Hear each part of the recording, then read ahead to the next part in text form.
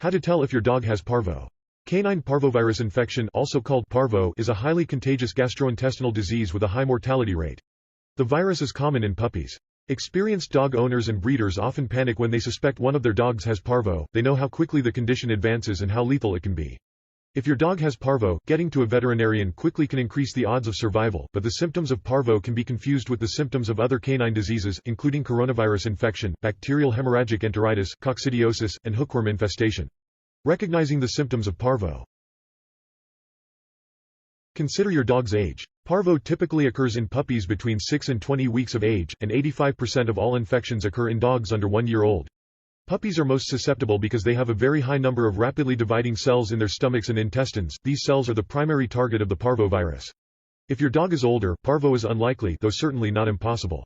If your puppy's mother was not vaccinated against parvo, it's possible for the virus to appear even earlier, in the first few weeks of life. Factor in your dog's breed. Parvo is more likely in certain breeds, including Rottweilers, American Pit Bull Terriers, Doberman Pinschers, and German Shepherds. If your dog belongs to one of these groups, be particularly vigilant in watching for parvo. Monitor your dog's behavior. In general, the first sign of a parvo infection is lethargy. Your puppy may become less active, eventually retreating to a corner and staying put. This lethargy is typically followed by weakness and loss of appetite. The signs are rapidly progressive, with a quiet dog quickly becoming critically ill with foul, bloody diarrhea. Watch for fever. Dogs with parvo usually develop a fever between 104 and 106 degrees Fahrenheit 40 to 41 C. Pay attention to vomiting. Parvo destroys the stomach, which is full of the rapidly dividing cells that the virus targets. The stomach lining becomes irritated and ulcerated, causing your dog to vomit.